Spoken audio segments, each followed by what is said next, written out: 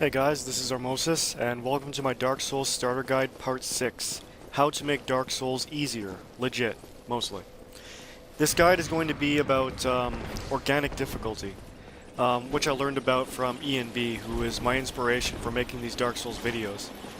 Organic difficulty, if I understand it correctly, means instead of having like a difficulty slider, like in Skyrim, there are ways in-game to make the game easier. Like taking advantage of some of the systems that the game has to offer can make it easier, while ignoring them or choosing to do without them can make it harder. In this part, I'm going to show you guys how to make the game easier legit, mostly. This means no obvious exploits except for like one or two. Also, nothing game-breaking. This guide is going to be semi-compatible with blind runners. There's not going to be any like major spoilers, but you might see some areas you haven't been to yet. Stuff like that. In this guide, I'm going to talk about how to make Dark Souls easier by leveling, upgrading, and summoning. And I'm going to do a follow-up guide to this one that's going to be on the same topic. However, it's going to be for people who don't care about blind runs. And in that part, I'll talk about how to make Dark Souls easier by twinking, looking up strategies and walkthroughs online, and I'll even tell you where to get some of the gear considered to be overpowered for new players. Alright, in this section I'm going to talk about leveling, and I'm going to show you a few farming spots. This one may seem obvious, but it can be neglected if you focus too much on buying stuff or upgrading. Enemies in Dark Souls don't scale with your level, so eventually enemies in early areas will become like vermin to you.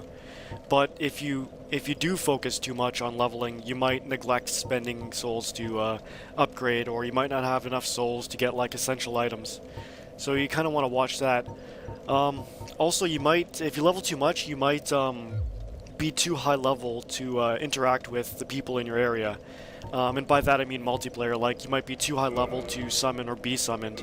Remember the formula is above or below 10 soul levels, plus or minus 15%.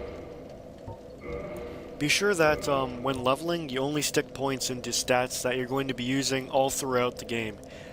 Even if you didn't plan your build, get a general idea of what you want. Because wasting points can be costly.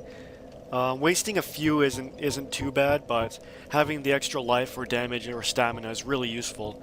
Remember that every time you level one of your attributes, it doesn't matter which, you get a bonus or a little increase to all of your defenses. And, oh yeah, don't raise resistance. It usually isn't worth it. So, how can leveling make the game easier?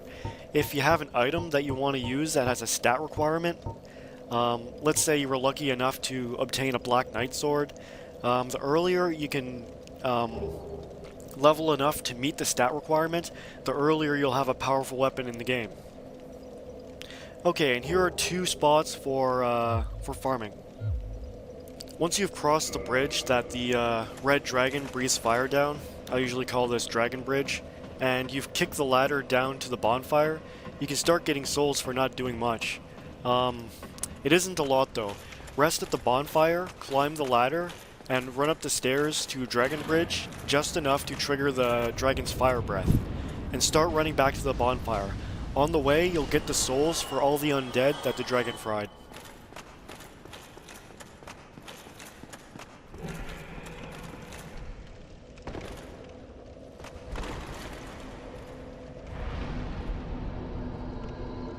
This farming spot requires an investment, but it's well worth it. You'll need to buy the Crest of Artorias from Andre. It costs 20,000.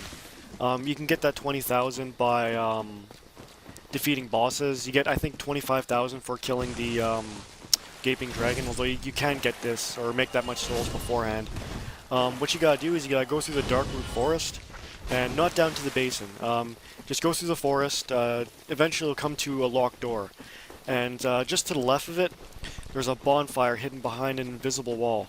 Rest there, make sure you're hollow, then proceed through the door that you'll need to unlock using the Crest of Artorias.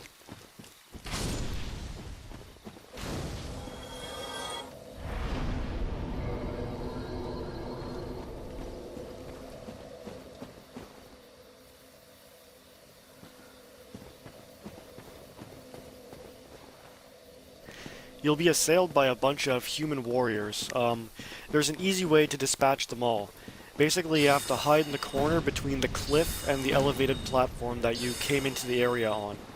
Cram yourself in that corner, and the game's AI will do the rest for you, pretty much. They'll end up like running up the stairs and then kind of jumping down in your head and sliding off, like off the ledge, while trying to get you. And then once they've all killed themselves, you'll get about 6,000 souls. Going back and rest at that bonfire, and they'll respawn. So you can just keep repeating that until you have as much souls as you want.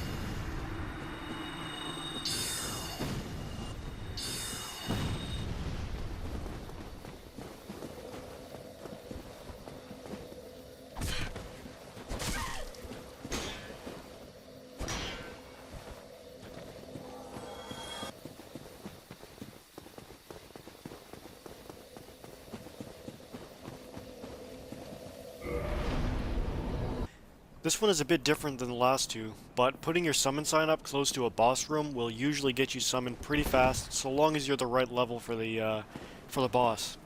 When you kill a boss as a phantom, you get half the souls that you'd normally get from that boss, which can still amount to a lot.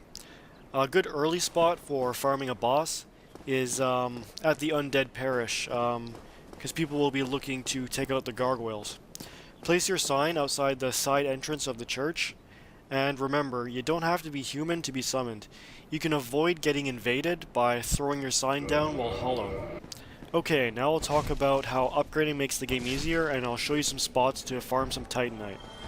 Upgrading at any point helps a lot. Early on, you'll get much better enhancements to damage and defense by upgrading than leveling.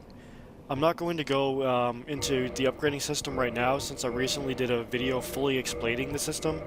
If you want to check that out, go look for part 5 on my channel. But yeah. So what's more important, upgrading weapons or armor? It's really up to the player. Personally, I always max out my weapons first, then shield, then armor. If I'm using pyromancy, then it's usually my second highest priority. Why? Because I don't normally use much armor at any given point. I usually use the lightest load possible with the lightest armor. And I don't like using Havel's Ring to boost my carrying capacity. So it doesn't matter to me if I die in 2 hits or 3 or 4. And for that reason, I upgrade my damage, or upgrade my weapons so my damage output is higher as soon as possible, and I leave my upgrading for armor to last. But yeah, upgrading your weapons and armor and shield really makes a big difference.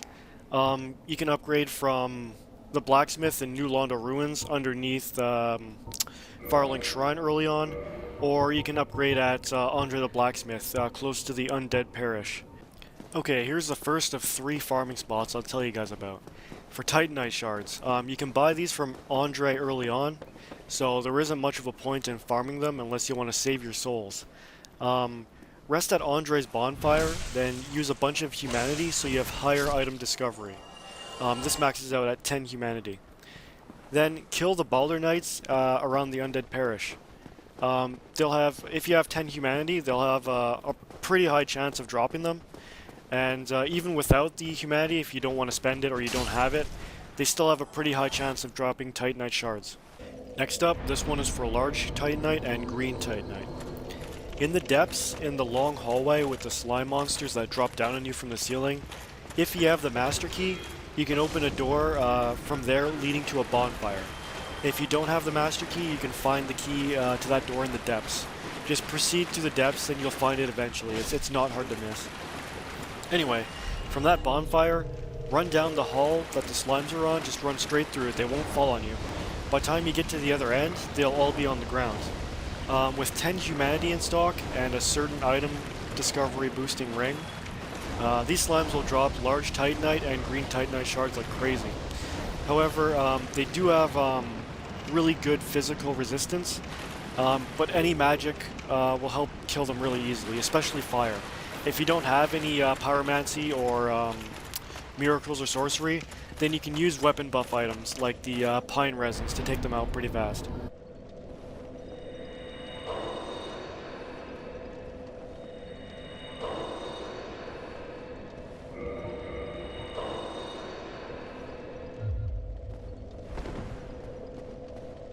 And another spot for large Titanite and green Titanite. From the bonfire in lower Blight Town, run straight out from the bonfire until you get close to the wall, take a sharp left, and then go straight. You'll start finding these weird jumping leech things. They have a chance to drop either one, like a singular large Titanite shard, or they'll drop a stack of 5 green Titanite shards. There are a lot of them, like there are dozens, so you can kill a lot with every run. Again, with 10 humanity in stock, this will increase your item discovery pretty dramatically. And oh, keep in mind that you can buy large Titanite shards and green Titanite shards from the merchant in Sen's Fortress and the giant blacksmith in Anor Londo. So these two spots that I mentioned aren't the only places to get those Titanites. Unfortunately, there's no place to farm Twinkling Titanite until much later in the game, and even then it isn't really worth it. But you can buy Twinkling Titanite from the giant blacksmith in Anor Londo.